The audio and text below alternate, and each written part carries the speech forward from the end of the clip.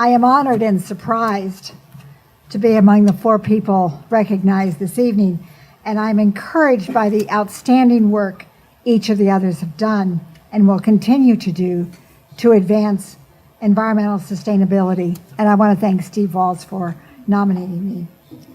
When I think of inspiring passion for sustainability, I consider the history of how energy has made our lives both incredibly easy and at the same time how it can cause disruptions to our environment.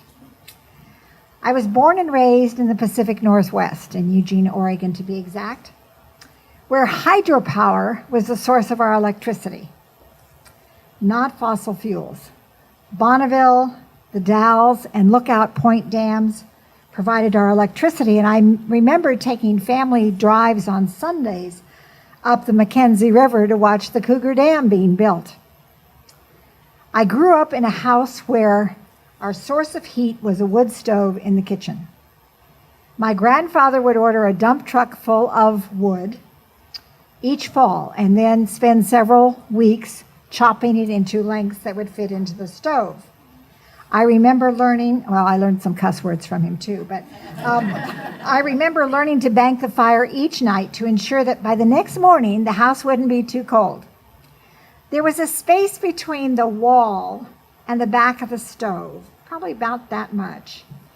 It was just wide enough and warm enough each morning to get dressed for school on those cold mornings, and we had to vie with each other, my brother and sisters and myself, as to who was going to get there first to be able to get dressed in the warmth. Moving east after college, I recall when air and water quality were so polluted from burning oil and coal, as well as leaf burning in the fall, and that was to harm the health of everyone in our community, something we still see too often across the world. My visit to China in 2009 was really eye-opening.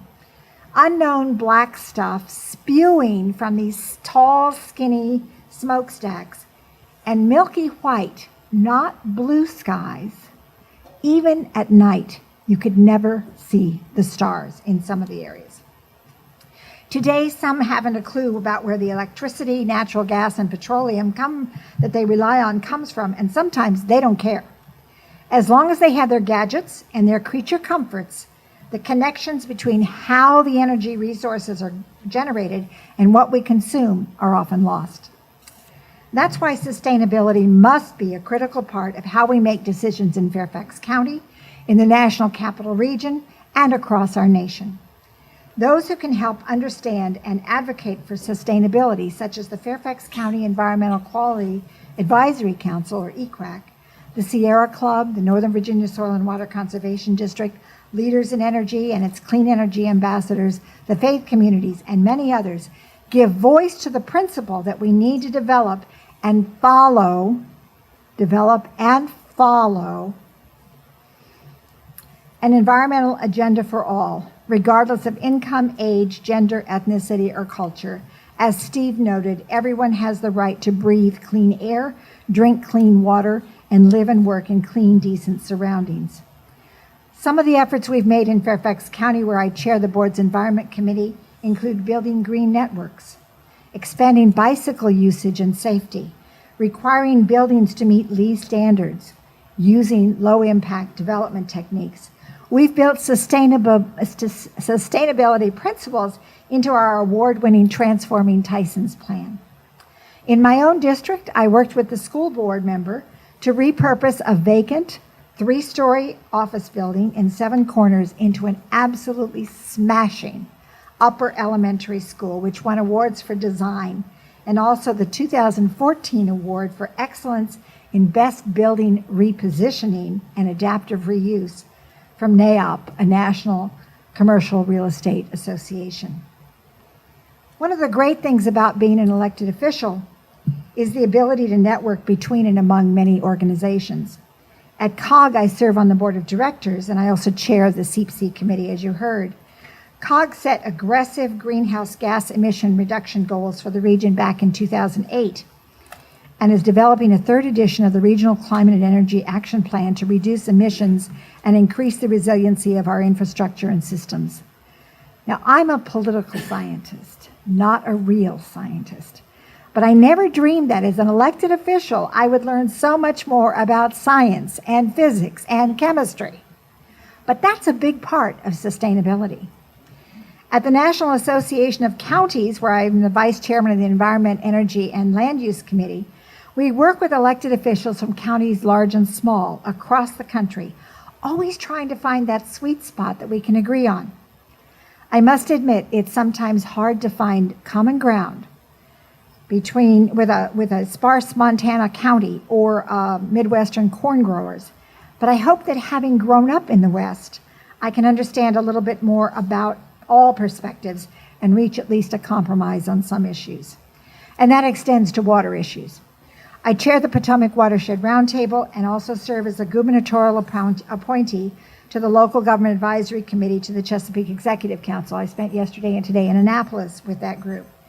This allows me to expand the push for sustainability across the environmental spectrum to include improving the quality of our local streams and rivers and restore the Chesapeake Bay. Water and wastewater treatment plants are among the largest users of energy in our communities and have to be leaders by example to eliminate both pollution to our waters and the pollution from the energy used to run the plants. And we are making progress on many fronts. Wastewater plant investments include opportunities to reuse energy from the treatment process itself. It's not cheap, but it's sure cause for celebration.